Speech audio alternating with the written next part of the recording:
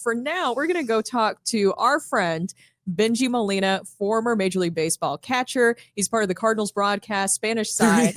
And there is Bengie right now. Bengie, how are you doing this morning? Good. Can you guys hear me? We can hear you, brother. We can hear you. Yeah. No, I'm good. I'm doing good. I'm getting obviously pretty excited for the season. There's a lot of here we go and a lot of let's see what happened with the card. With the All right, Benji, let's start with this. What's that hoodie? What Tigers are on that? Is that Mizzou? Yeah. Did you know that I have my cousin is the catcher for Mizzou? Oh. No, I didn't know that. So, yeah. Yadier Hernandez is our cousin. And how good? How obviously, if it's from your bloodlines, got to be pretty good, right? He is pretty good. He's really good. I think last year he was having a good year offensively, but he got tired at the end and low down. That's why he probably didn't get drafted. But I think and I hope that he gets drafted coming up this year. He's a senior. That's awesome. Is there anybody in the family when they say, okay, I'm going to do the whole family tradition of playing baseball, anybody who doesn't pursue being a catcher? Let me tell you, Brooke, I think if you are not a catcher in our family, you're not invited to Christmas parties. So you better be a guy. Hey, I have another cousin that's playing in, oh my goodness, I can think of it. Stockton, Culver Stockton. He's a catcher too, Brian. So he's a catcher. You know, Yadi's son, my nephew, is coming up. Yeah. So I have a couple cousins that are catcher. I'm telling you, if you're not a catcher, you cross your fingers because you're not invited to our home. Hey, Benji, you heard what I said right before you came on about, I think the Cardinals have a better chance of succeeding with young players who have a chance to get better than players that are 30, 31, 32 who have maxed out and they're mediocre, maxed out guys. Do you agree with that? I think it's some truth with that.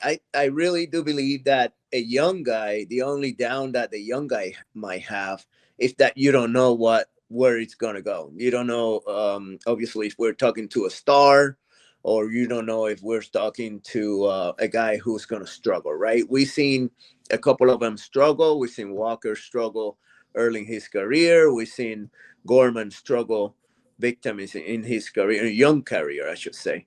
But yeah, this year there's exciting out there because you hope and you pray that these young guys can step up and these young guys can carry the team, the Cardinals team and make him great again, make him good again. And that's what we're hoping for. They have a lot of talent, guys. They have a lot of talent. The problem is that once you're between the lines and those lights go on, the talent goes out the window. It's performing what counts. And if they cannot perform to the highest level, what do? Do you send them down? Do you keep them struggling up in the big leagues? You know what I'm saying? So that's what's going to be the challenge for them, for the whole organization to figure it out, what these guys are able to do. And we as fans, we just got to support and keep going out there and supporting these kids and see if they make it a very, very fun year for us. Hey, Benji, on your world championship team with the Angels in 2002, almost everybody came through the system and was a product of the Angels. Why were you guys able to get better and reach that point that you became world champions?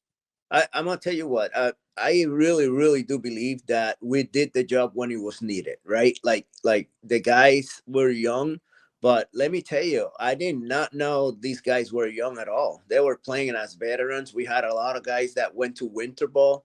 That's a really tough league. So maybe that helped them come to the big leagues and perform. But they did.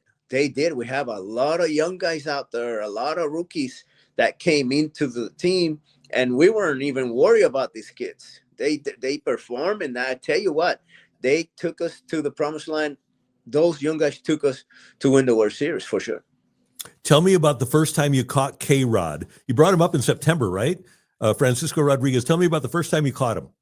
Oh my gosh, it was electric. It was unreal. I never seen a kid with a slider this good. And I mean, obviously I was young too, But man, that slider, and then he had a curveball too. People think it's only slider. So when the ball is going away from the hitter or down in the zone into the home plate, it's very difficult to recognize. And this guy was throwing 99 miles an hour, and the ball was cutting like Mariano. You know, Mariano had a natural cutter, so this guy was eating up lefties, and righties had no chance. So I think he should be a Hall of Famer. I think he's third on the save list. And that's how good he was. I really, really was very, very impressed with him. Benji, I wanted to ask you about Willson Contreras and his transition over to first base. What was your reaction to that news that he's not going to be catching anymore? He's just going to be the Cardinals' first baseman.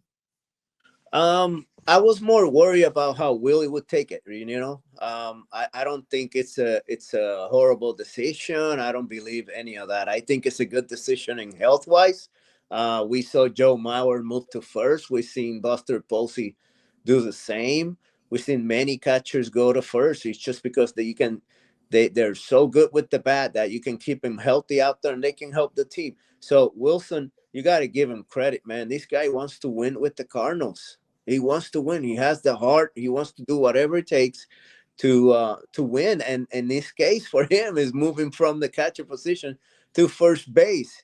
Now we'll see, obviously, during the season how that works with him, because we are used to having Paul Goldschmidt and all that. But he's very happy for the move, and he's gonna be fine. I really do believe so. He's gonna help us more with the bat, and also because he'll be healthy. Yeah, he really has shown that he is a true leader for his team by wanting to step up in any way possible. Now, looking at the catchers that you do have behind the plate, what have you seen from Pagés and Herrera during their progression over the years? Let me tell you, the catchers, in the organization, the catchers and the Cardinals are loaded in the minor leagues. They got Crooks, MVP of the Texas League. They have Bernal coming up. I mean, they are loaded with good catching prospects. These two, Ivan and Pajes, they're so smart. They talk to the pitchers. They know what they have to do. They know where they need to be behind the plate for each pitcher. They are so smart, and they work really good together. That's really hard these days because everybody's pulling for each other. Everybody's pulling for their own position and job. But these two, man, you're always seeing them all hugging each other, talking about baseball. How are we going to pitch to this guy? They're very smart. I'm very good with those two guys. Hey, everybody, and we love the fact that you're talking to them, but every Cardinal fan wants to see Yadi help these guys out. Where's Yadi, and would he be willing to come in and just for a week and hang with our catchers? He's getting close to that position. This guy, you know, he's always been busy ever since he retired. 2 days later, he's managing in Venezuela, and then he took off managing, doing great job wherever he goes. So those days are coming. I mean, obviously, he's probably won a couple of years. This will be his third year away from the baseball professionally over here in the United States. So I think I really do believe he's coming. You know, he wants to help out the kids and all that. He's with my nephew in Texas. He's playing high school baseball. He's a junior. Obviously, he's a catcher, and he's doing really good out there. So I think Yadi worries a lot about Yanu because he wants him to be prepared. He wants to go to the Longhorn University, to the Texas Longhorns. So he's right there, right next to the university. Maybe after the high school season, maybe Yanu is ready to go and do university. So I understand his point. He wants to be with his family right now. And you saw what Matt Holliday did. You know, he was coming to a bench coach, and all of a sudden he's like, hey, you know what? My kids need me. They're in high school, and you know, I have to be there for them. So maybe those kids like Holiday and Yadi will be back soon into a baseball. And he still wants to be a manager at the major league level one day, right? Yes, I mean, that's why he's been doing the Dominican, the Puerto Rican. He's going to manage the Puerto Rican team in the baseball classic coming up. And he did Venezuela. He went to Dominican last year. He did Puerto Rico. He won championship. So I really do believe he wants to manage. We'll see where he ends up and what decision he makes or when. when does he make the decision to come back and try to manage somewhere. Hey, Bengie, I want to get your take on the young Cardinal pitchers, and you've had a lot of opportunity to see Liberatore throw. Not as much for McGreevy, but then you see a guy like Graceffo with his curveball so far in camp. Has anybody's stuff really stuck out to you? Staff wise, I'm gonna tell you what, Matthews is sick. Hence is sick. Roby, it's unreal the way when you watch him live. The guys that you just mentioned are unbelievable. That's taking out Zach Thompson. I think he's hurt, but he is sick too. Graceffo, like you said, McGreevy and all those guys, they're ready, man. They're knocking on the door. They're like, hey, let me in and I'm going to stay. Obviously, we have some spots filled right now, but they have to wait their opportunity like everybody else did or have done. So, but talent-wise, let me tell you, man, these guys are unreal. And anytime, I'm gonna say this, once that door is open, I don't think those guys are gonna let go, man. They have the heart. They show you the heart they have for pitching, and they're bulldogs out there. So I really do believe once that door is open, these guys are staying in. So open up that living room because the sofa will be packed up pretty soon. I know that a lot of people look at the pitchers with this new ABS system and how that's affecting things, but how much does that affect the catchers too? And what do you think about the possibility of robot umps one day?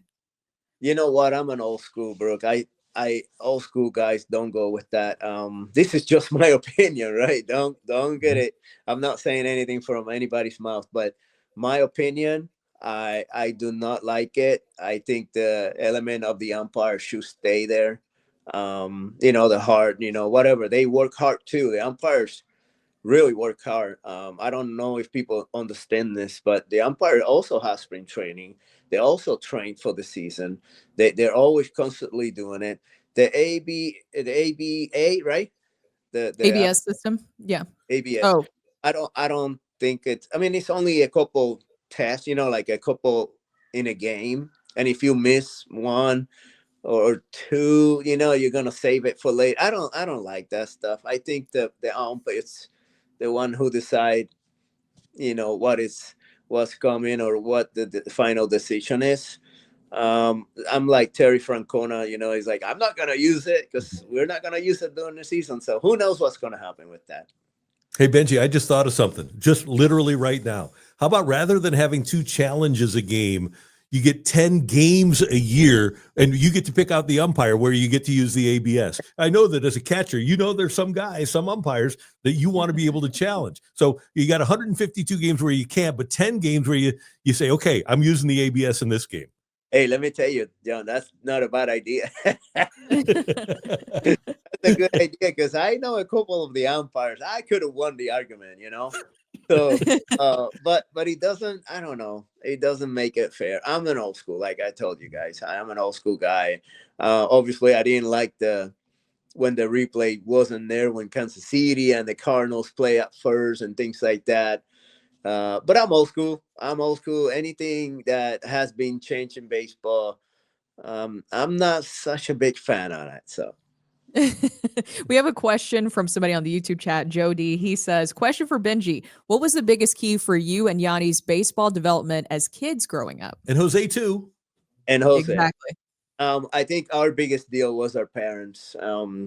Our parents supporting us, our parents being at practice, our parents taking us to the field, taking us to the games. My dad used to play. So my dad, for whoever doesn't know out there, my dad is in the Hall of Fame, Amateur Hall of Fame in Puerto Rico for his playing days in amateur league, and also for Little League Hall of Fame for helping kids. So my dad had a lot of knowledge and he used it on us. Being supportive, being positive was a really big key. We had uncles that play all around, so they were coaches too. Our whole family was into baseball. Also, I think our success was because we were no doctors. We didn't go to school. We were no lawyers. So we were only baseball players or bust. So I think that made it very easy for us to go follow one one sport. I think the kids should play all sports these days just for development. But also when I was growing up, I think we only had baseball like a way out. We wanted to help our families. Our motivation was our family, actually. It wasn't money, it wasn't houses. So all those things together, you put it in the bubble, and before you know it, you have three Molina brothers. And I want to mention too that on Amazon there is a book about your family story that you're mentioning there, your father and how much he helped you. And I know that your mother, big part of that as well. But you also have a kids book, don't you? Yes, a coloring book. I always wanted to have. I know how to draw and stuff, so I always wanted to have my book, coloring book for kids, and as a dream, and using my drawings. So these guys, coloring book.com, Wayne and Ken, they helped me out with and they say, why don't you make the baseball players, why don't you make the Molina brothers baseball, coloring book? And I'm like, wow, that's a great idea. So we went through real pictures that I took or my mom took, and we convert them into a nice little coloring book. It has a poster in it. Also, it has a scan, the barcode thing that you can do. I'm talking about the picture. I'm talking about Puerto Rico. I'm talking about the book, welcoming you and things like that. And also in Spanish and English. So I think it's a collectible more than a coloring book. A lot of kids don't want to touch it. But I seen both of them. I seen a lot of kids drawing on it and coloring it. It's very, very cool. Awesome. Hey, Bengie, I wanted to ask you about Ivan Herrera, because he went to Driveline during the offseason to improve his throwing. And I think we as fans that never played the position, we say, oh, he just can't throw. What can a catcher do? What do you think a guy like Herrera does to improve his catching from behind home plate? Or his throwing, I'm sorry, his throwing arm? Well, there's ways that you can do, obviously, strength training, your whole arm. I can tell you this, the forearm, the arm, the shoulder, all those things are very important to get better and get stronger arms. A lot of times it's what you have, right? A lot of times it's what you have, and that's it. You can't go any further than that. And if this is the case for Ivan, also, guys, you have to understand that the pitcher have to give a chance to the catcher. Everybody's like, oh, the numbers have gone down. Let me tell you, Contreras had a cannon. Pagés, cannon. And then you go Contreras brother, cannon. And then you keep going through the league. These guys can throw, but they cannot get people out at second, not necessarily because they're bad throwers. It's because a lot of times the pitcher doesn't give them any chance to throw them out. And that has to be brought up, because I would hate for everybody to jump on Ivan and say, oh, yeah, he can throw. He can throw. Yeah, but if you give him the right time on the pitcher, I bet you anything those numbers will go up. So pitcher and catcher works together. Bengie, it's great to see your face. Are you and Polo doing opening day? Yes. All 81 home games. We still on 81 home games. Hopefully we can do some away games this year or next year. Who knows? But for now, we'll do the home games, all 81. So it'll be super excited to be back on the field, be back on Busch. I hope the fans jump on the wagon, because I don't want to see anybody jumping on the wagon halfway through when we're 10 games up, or something like that. Hey, you have to stay positive when you have young guys. You have to stay positive. You don't know where it's going to be. Talent-wise, no question. Talent-wise, all those guys can really play the game. It's when those lights come on and though you're 9 against 9 and when it really counts, that's when we're going to find out who's going to stay and who's going to go.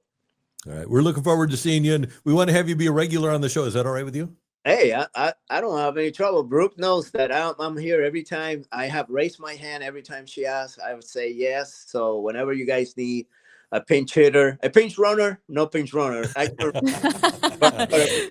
pinch hitter. Thank you so much, Bengie. We always appreciate your time. Thank you, guys. See you, Bengie. Bye. Bengie Molina, Cardinal Spanish language broadcaster with Polo Asensio. And like you said, they do all Oh, he's 81 awesome. home games. He's great. Yeah, he is so nice. I have to say, all the Molina brothers definitely have they have their own different personalities, as we've all seen and showcased. And I remember the first time that I got to meet Bengie in the clubhouse, I was so intimidated because it's Yadi's brother, and then Bengie himself is such an accomplished catcher, and he is so nice. What you're seeing right now, That's him. that's just him all the time. Positive energy, positive guy, always upbeat. Yeah. I've never seen him negative about anything in any way.